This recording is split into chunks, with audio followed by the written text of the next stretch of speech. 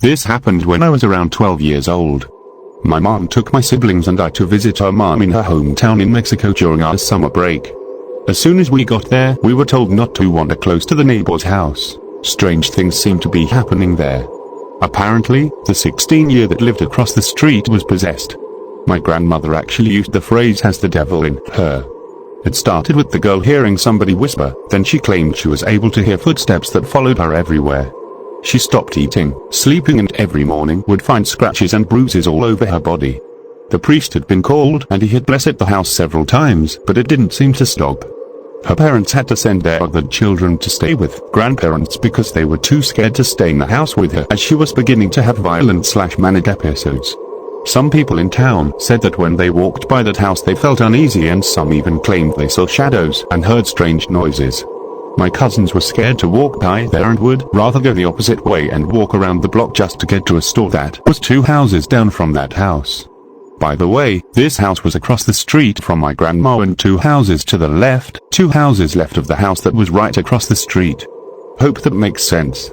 I'm not going to lie, I was scared too, but I also had this morbid curiosity. Every time we had to leave my grandma's house, I looked that way and stared, don't really know what I was hoping to see. One morning, I woke to the grown-ups talking about what had happened across the street during the night. Apparently, a big stain appeared overnight in one of the walls. A stain that looked a lot like blood. They washed the stain with soap and water and painted over where the stain was. By that evening, the stain was there again. They went to get the priest and once again cleaned the stain and prayed while the priest blessed the house and threw holy water at the wall. By morning, the stain was back. The word around town spread and people have gathered and formed prayer groups. It seemed they were praying non-stop. One group of people would leave and others would show up, all carrying rosary beads. My cousins, siblings and I were strict orders not to get close to that house. My grandma thought we might also get possessed or something might follow us home. Of course, as being kids, we decided we wanted to go and look at this blood stain on the wall.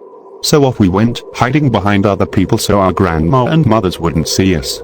There was a lot of people and not everyone fit inside the house, or they were to go in. There was a lot of people just outside the entrance. As we got closer, we heard a girl yelling as if in pain. We also heard growling, but I'm not sure the girl was also making these noises. Everyone there was praying the rosary in unison, but you were to hear the girl's voice crying and asking for help. Then she would start yelling, screaming, and you would hear growling. At this point, my cousins, my brother and my sister had turned back in fear. My sister grabbed my arm and tried pulling me back, but I had to see for myself who was making those noises. I pushed my way inside the house, and what I saw next I will never forget. I saw a girl tied with ropes to a banister of the house. She looked to be almost just skin and bones. I don't know what I was expecting to see, but it shocked me and I gasped. For a second there it almost seemed like she heard me and turned my way. I swear she was staring straight at me and smiled. I was frozen in my spot, unable to move. Then I felt someone pull me back so hard I almost lost my balance. It was my grandmother that was dragging me out of there. I don't think I ever saw her that mad. She was fit to be tied. As was the norm, I got in a lot of trouble for disobeying, only this time I was really sorry that I did. I was so scared and kept seeing the girl's face and grin in my head every time I closed my eyes. I thought for sure she was going to get loose and come for me. Days after that we headed back home to the US. Last I heard the girl had gotten better. No one is sure the priest coming over and blessing the house every day or the town folk praying non-stop is what's helped her, but they say that a witch brother was also summoned. His belief was that this was not a demonic possession, but a very strong case of witchcraft/black magic.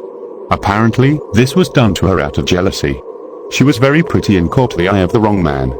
After she got better she was sent away to live with relatives in the US. I don't know exactly what was wrong with her and how she got better. All I am sure is that I saw her with my own eyes, saw the condition she was in, and heard the most god-awful noises come out of her such as I've never heard before.